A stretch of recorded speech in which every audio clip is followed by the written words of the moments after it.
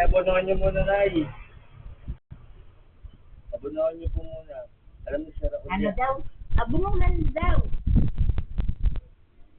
Galing pa ako Batangas na, hindi mo. Kunin mo yung bag ko. Abunuhan na 1,000. Ayun, kung bibigyan niyo ako ng pasok. Alam ni Raul na 1,000 ito. Lagi siya kumukuha sa akin yan. Alam niya, price. Opo.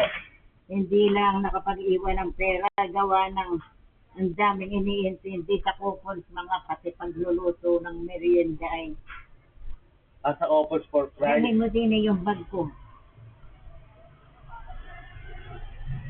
Naigit hindi pa ako nakakabili ng gamot ko. Ano ba gamot mo, Nay? Akin na muna. Ano gamot mo, Nay? Supplier kami. Ano gamot mo, Nay? Ano gamot mo? Tinitake? Marami akong gamot. Ano nga po? Sisirisin, Cepalexin, Cotray.